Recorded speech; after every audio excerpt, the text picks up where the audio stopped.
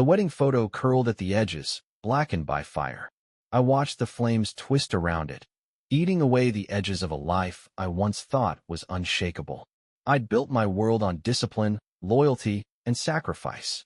Turns out, I was the only one following the code. My name is Damon Daniels. 62 years old. 30 years in the Army, 2 Bronze Stars, a chest full of ribbons that don't mean much outside the wire. Civilian life never quite fit. Running a small security consulting firm kept me occupied, but it didn't fill the void.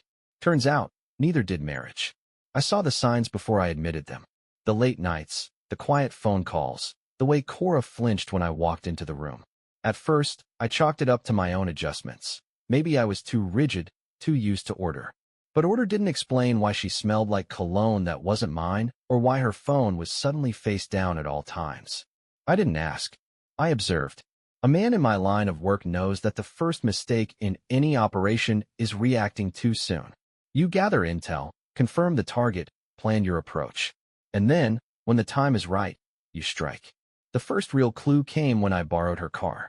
She'd left early for work, claimed she'd taken an Uber, and asked me to get her car from the shop. When I picked it up, something felt off. The seat was too far back. Cora was 5'4", and she drove with the seat damn near hugging the wheel. This was pushed back like a taller man had been in it. I checked the glove box. A folded receipt. Black River Ink, $220. Cora didn't have a single tattoo. I put it back exactly as I found it and drove home. I didn't confront her. I let her carry on, thinking she was pulling this off, thinking I was just the old soldier too blind to see it. That night, I cooked dinner, steak, baked potato, nothing fancy. She sat across from me, eyes on her phone more than her plate. Busy day? I asked, cutting into my steak. She nodded without looking up. Yeah. Work's been crazy. Yeah. I set my knife down, watching her reaction. Anything new? Her fingers tightened around her fork. Just a second too long. No, just deadlines. I let it hang. Cora had always been good at keeping things in order. Her desk was neat, her emails filed away in folders, her planner color-coded. But lately, she was slipping. Her keys weren't where she left them. She'd forget simple things, like whether she locked the front door. That wasn't the Cora I married. I started moving her keys around. Just an inch or two at first, then across the counter, then into the hallway. She started second-guessing herself. I'd hear her muttering, "I swear I left them here." Small cracks in her confidence. She thought she was in control. She wasn't. A week later, I drove by Black River Ink. A small shop, tucked between a laundromat and a pawn shop. The windows were dark except for a single neon open sign. I parked across the street and waited. At 8:23 p.m., she pulled up. She wasn't alone. A man walked out to meet her. Slender, dark jeans, tattoos running down his arms. They stood close, closer than two people discussing business. His hand brushed her arm, and she didn't pull away. She laughed at something he said, a soft, slow laugh I hadn't heard in years. I clenched the steering wheel, took a slow breath, and let it out. A younger man would have stormed across the street, fists first, demanded answers. But I wasn't young, and I wasn't a fool. I watched. I took my time. When she got home, I was already there, sitting in my chair, reading a book I wasn't really reading. She walked in, carrying the scent of cheap vanilla perfume, one she never wore around me. "How was your night?" I asked without looking up. She hesitated. "Fine. Just catching up with the girls." I turned a page. "Yeah? Where at?" She set her purse down, ran a hand through her hair. "You wouldn't know it. Just a little wine bar downtown." I nodded, finally looking at her. "You should take me sometime." Her eyes flicked to mine, a fraction of a second too long. "Yeah, maybe." She walked into the bedroom, and I sat there, still as stone. The enemy had shown its face. Now, I planned the war. The next morning, I got up before the sun. Routine kept me steady. Black coffee, a 5-mile run, then a shower cold enough to remind me I was alive. Cora was still in bed when I left, wrapped in blankets like she had nothing to hide. I didn't wake her. I had work to do. At Young's Auto Repair, the smell of oil and burnt coffee filled the air. Gage Young stood under the hood of a Chevy, wiping his hands on a rag that was already too dirty to help. He was built like a bulldog, thick arms, a gut earned from years of beer and barbecue, and a stare that could cut through steel. "Damon," he grunted, nodding as I walked in. "Gage," I said. Got a favor to ask. He wiped his forehead, motioning me to the side. What's up? I handed him the keys to Cora's car. She's been losing things. Says her car's acting weird, too. Figure I'd have you take a look, see if there's anything unusual. Gage frowned, taking the keys. Like what? I shrugged. You tell me. He nodded, not asking more. That's what I liked about Gage. He didn't pry. Just did the job. I sat in the corner, sipping a burnt cup of coffee while he worked. 15 minutes later, he walked back in, holding something small between his thick fingers. A phone. A second goddamn phone. Found it tucked under the passenger seat, he said. It's not connected to the car, so she ain't using it for music or GPS. This is personal. I rolled it in my palm. Slim. Unlocked. I thumbed through the messages. Jordan. Miss you already. Cora. Me too. Can't stop thinking about last night. Jordan. When can I see you again? Cora. Soon. I have to be careful. I stared at the screen, jaw tight. Have to be careful. She knew exactly what she was doing. Gage watched me, arms crossed. What's the plan? I pocketed the phone. Nothing yet. He snorted. That ain't true. I didn't answer. Just nodded my thanks and walked out. By the time I got home, Cora was in the kitchen, pouring herself coffee like it was any other morning.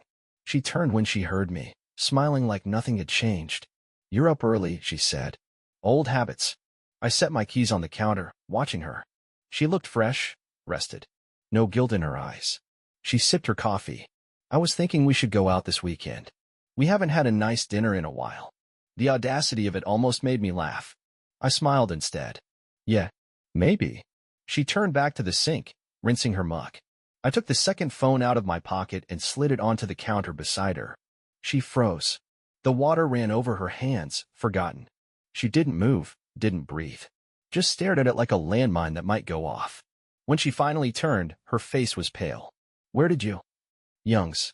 My voice was calm. Too calm. Seems you misplaced it. Her hands trembled as she shut off the sink. Damon, I don't. I leaned against the counter, arms crossed. Just tell me how long. She swallowed hard. It's not what you think. I nodded. All right. Then tell me what it is. Silence. Her throat bobbed as she tried to find a way out, but there wasn't one. I let the moment stretch, let her sit in it. Then I picked up the phone and scrolled. Miss you already, I read aloud. Can't stop thinking about last night. I tossed the phone back onto the counter. Seems pretty clear to me. She gripped the edge of the sink.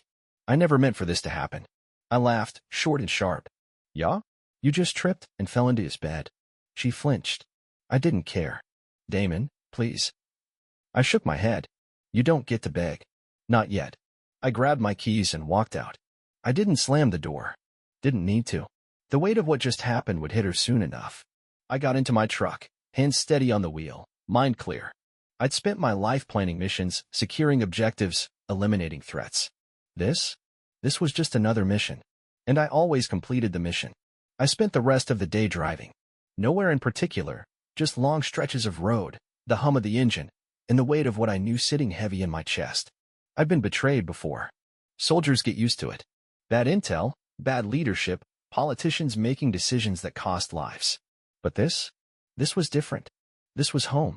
And home wasn't supposed to be a battlefield. By the time I pulled into town, the streetlights were on. I parked in front of the Iron Stag, the kind of bar where no one asked questions. Inside, the air was thick with the smell of beer, fried food, and a little bit of regret. I found a seat in the corner, ordered a whiskey, and nursed it while I thought. Gage walked in a half hour later. He spotted me immediately, grabbed a beer at the bar, and sat across from me. You look like hell, he said. I took a slow sip. Feel better than I did this morning. That bad. I pulled the second phone from my pocket and slid it across the table. Gage picked it up, scrolled for a few seconds, then whistled low. Damn. He set it down. You tell her. In so many words. He took a drink. And she lied. Said it wasn't what I thought. I smirked, shaking my head. Like I didn't have it in black and white. Gage leaned back, drumming his fingers on the table. So what's the plan? I stared at my drink, the amber liquid catching the dim light. First, I want to know exactly how long this has been going on. Then I want to make sure when I drop the hammer, it lands where I want it. He nodded. You gonna handle this quiet or loud? Quiet for now. Gage took another sip, thinking. You want an extra set of hands, you let me know. I appreciate it. He glanced at the phone. You keeping it? For now. I pocketed it again. Might come in handy. Gage finished his beer and stood. Well, if you need me, you know where to find me. He clapped me on the shoulder and walked out, leaving me alone with my thoughts. I sat there a while longer, listening to the low murmur of conversation around me, the clink of glasses, the occasional burst of laughter from the other side of the room. Normal life. People with normal problems. Mine was different. I wasn't just going to leave. I wasn't going to yell, cry, or ask why. I was going to take everything Cora thought she had under control and make sure she realized just how wrong she was. The next morning, I called my lawyer. Ben, it's Damon. Damon, he said, sounding surprised. Been a while. What's going on? I need to move some assets. There was a pause. This about Cora? I exhaled. Yeah. He didn't ask details. Ben had handled my estate planning, my business setup, and the transfer of my military pension. He knew the game. All right, he said. What are we looking at? Full asset transfer to the Daniels Trust. Everything I own, every account I have, needs to be secured. He let out a low whistle. You're sure? I wouldn't be calling if I wasn't. Understood. I'll get the paperwork started. You want to sit down and go over the details?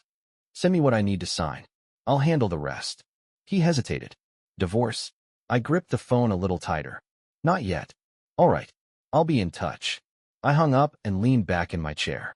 First step, financial lockdown. Next step, information. I unlocked the second phone and scrolled through Cora's messages again. She was careful. No explicit details, no full names. But there was one message that stood out. Cora, we need to talk. Can you meet me tonight? I checked the timestamp. Sent last night, after I'd confronted her. Interesting. I tapped out a reply. Me, as Cora the Iron Stag. 7 p.m. We should be careful. I set the phone down and smiled. Now let's see who shows up. At 6:45, I was already at the Iron Stag, parked in my usual corner with a beer I wasn't drinking. The place was steady for a weeknight. Locals, a few truckers passing through, and the same old bartender who had seen enough bad decisions over the years to stop being surprised by them. At 7:03, Jordan Stewart walked in. He didn't scan the room, didn't hesitate. He walked straight to the back booth, the one I had intentionally left empty, sat down, and pulled out his phone. He typed something, probably to Cora, then set it on the table, waiting. I let him stew for a couple of minutes, watching. He had the look of a man who spent too much time trying to be interesting. Dark jeans, black boots that weren't scuffed enough to be worn regularly, tattoos running up his arms like a carefully curated identity. He glanced toward the door, exhaled, ran a hand through his hair. Nervous. I finished my drink, stood, and walked over. He didn't notice me until I slid into the seat across from him. His head snapped up, confusion flickering to realization. Evening, I said, setting my hands flat on the table. Jordan didn't move at first, just blinked, like he was processing a situation he hadn't planned for. What the hell? Not what you were expecting? His jaw tightened. Where's Cora? I almost laughed. Bold. I tilted my head. She's home, where she should be. He exhaled hard through his nose, sat back, and crossed his arms. All right, what is this? I studied him for a second, letting the silence sit. People get uncomfortable when they don't know what's coming. I let him shift in his seat before I finally spoke. You've been sleeping with my wife. It wasn't a question. Jordan didn't flinch. He just tilted his head, measuring me. She's not happy, he said, like that was supposed to mean something to me. I leaned in. Neither am I. His Adam's apple bobbed. He might have thought he was tough, but he wasn't used to men like me. He wasn't used to men who had stared down worse things than a two-bit homewrecker with a sleeve of tattoos. I didn't. I cut him off. Spare me. I don't give a damn about your justifications. I'm not here to argue, and I'm not here to threaten you. His eyes flickered with doubt, like he wasn't sure if he believed that. Then why are you here? I reached into my pocket and set Cora's second phone on the table between us. He stared at it, then back at me. I own her accounts. The house. The cars. The insurance. Hell, even her damn gym membership runs through me. I said evenly. I don't lose. I nudged the phone toward him. And you? You're a hobby. A goddamn distraction. His lips parted like he wanted to argue, but he shut them again. I let that sink in before continuing. She's not leaving me for you. She's not running off into some romantic fantasy where you two get to play house. This is a temporary thing for her. And now? I sat back. It's done. Jordan clenched his jaw. That's not your call. I smiled. I've already made it. He swallowed, glancing at the phone again. Then, with the kind of stupidity only men like him have, he tried to posture. Sat up straighter, squared his shoulders. You think you can control her? That's why she came to me in the first place. I let that sit for a second, then leaned in so close he could hear every word like it was carved into his skull. I don't need to control her, I said, voice low, steady.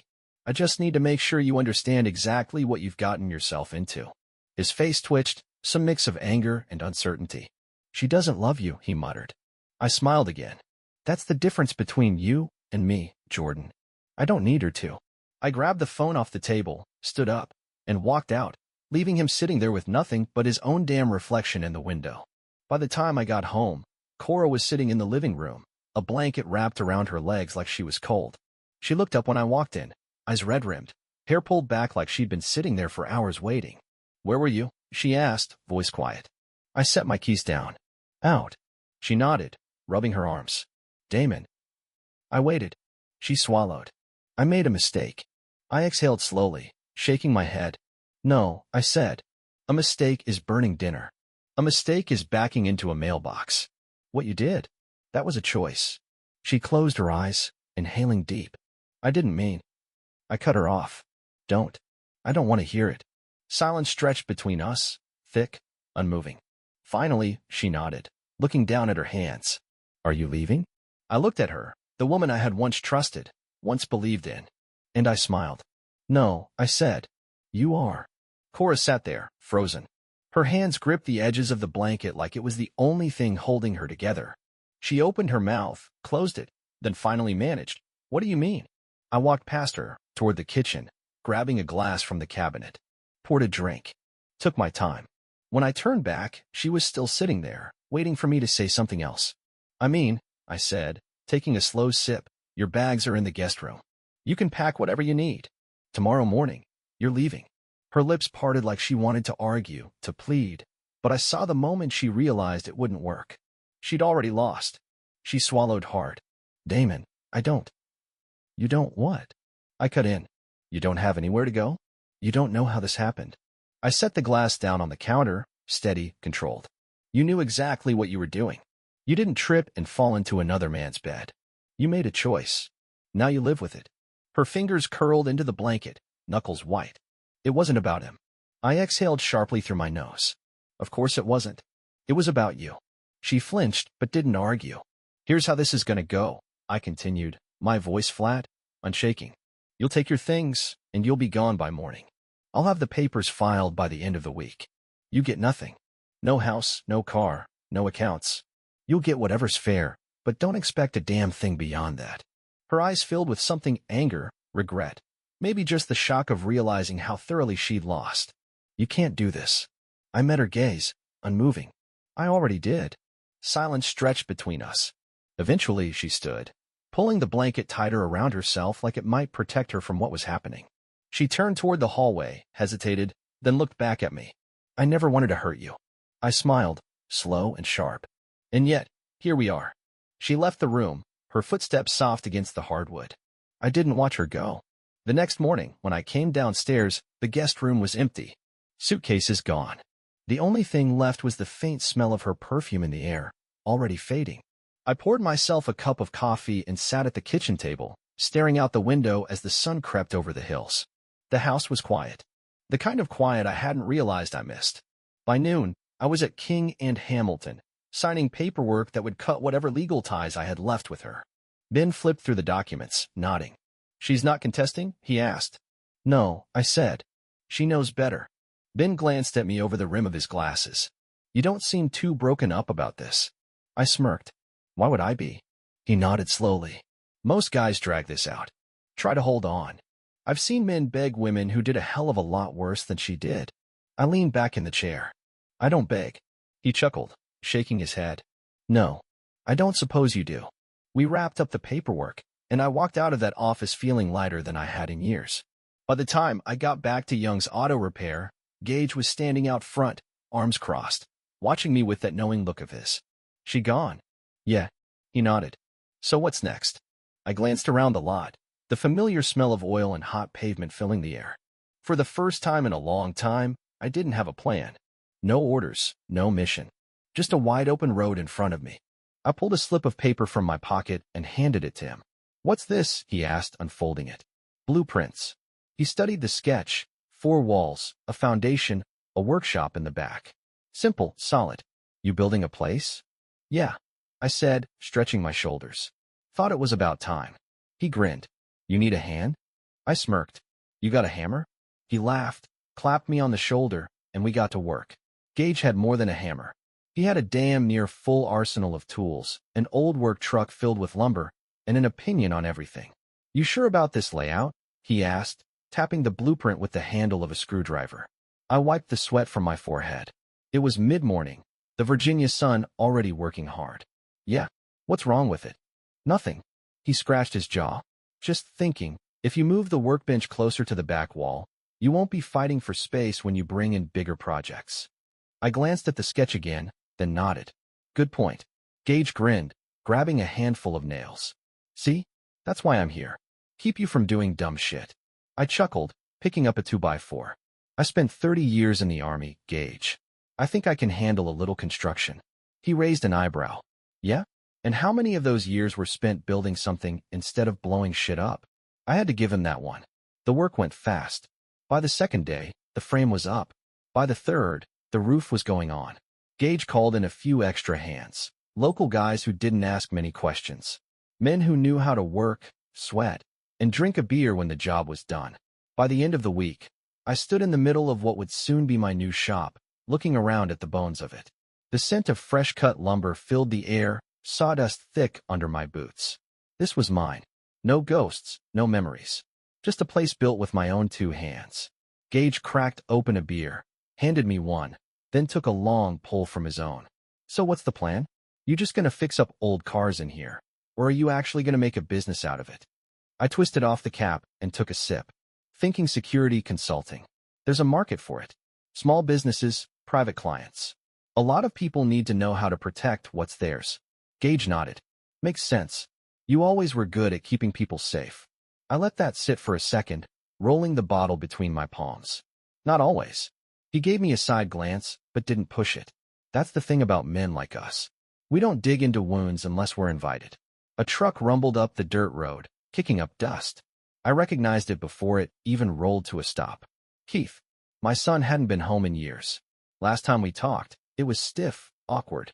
He'd spent most of his life watching me leave, and when I finally stayed put, he'd already learned how to live without me. The door opened, and he climbed out, hands stuffed in his jacket pockets. Tall, lean, looked more like his mother than me. I set my beer down and stepped forward. "Didn't expect to see you here," I said. He shrugged. "Gage told me what you were working on. Figured I'd come by." Gage, the old bastard, suddenly found a reason to be real interested in his tool belt. Keith looked around, taking in the shop. "It's nice. Not done yet." He nodded, kicking at a loose nail with his boot. "Mom called me." I exhaled through my nose. "And? She's pissed." I smirked. "Yeah, I bet she is." He studied me for a long moment, like he was trying to figure something out. "You okay?" I let the question settle. It wasn't one he would have asked a few years ago. I nodded. "Yeah, I think I am." Another pause. Then, he motioned toward the stack of lumber. "You need another set of hands?" I grabbed an extra pair of gloves from the workbench and tossed them to him. He caught them, pulled them on without another word. We got to work. We didn't talk much. Didn't need to. Some things weren't fixed with words. Some things were fixed with time, sweat, and knowing that when you look up, the other person is still there. The shop was finished by the end of the month. Solid walls, a reinforced steel door, and a workshop in the back that smelled like fresh wood and new beginnings. The place was mine, built with my own hands, no strings attached. I stood out front one evening, looking at the final product, the sun sinking behind the hills, the air sharp with the bite of approaching autumn. It felt right. No ghosts here. Gage pulled up in his truck, a six-pack hanging from his fingers as he climbed out. "Well, hell," he said, looking the place over. "It almost looks like you know what you're doing." I smirked, cracking open a bottle as he handed it to me. "Almost." Keith showed up a little later, rolling up his sleeves before I even said a word. That was new. We weren't the kind of men who spilled feelings all over the floor, but we worked side by side, and sometimes that said more than words ever could. Cora was gone. The divorce was finalized. She moved out of state, and from what I heard, she wasn't doing too well. She thought she'd walk away clean, start fresh, maybe even end up with Jordan. That didn't happen. The fallout followed her. Turns out, the people she thought would take her side didn't. Some bridges don't get rebuilt. Jordan lost more than just his reputation. After I had a quiet conversation with the right people, Black River Inc. got a visit from the health department, followed by an audit, followed by law enforcement looking into a few outstanding warrants he thought were buried under paperwork. He left town in a hurry, dragging his bad decisions behind him. Last I heard, he was trying to set up shop in another state, probably thinking he could start over. Some men never learn. I didn't waste time thinking about them. They were already ghosts. What mattered was in front of me.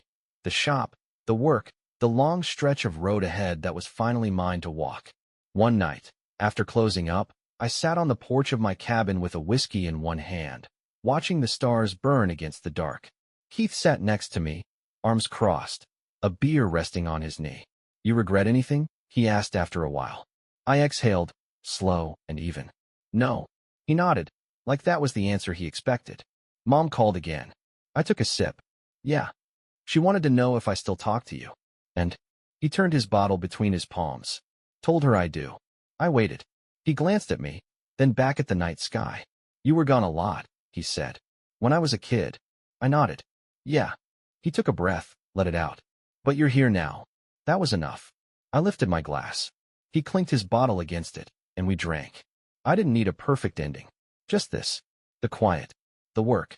The knowledge that when I woke up tomorrow, the world would still be mine.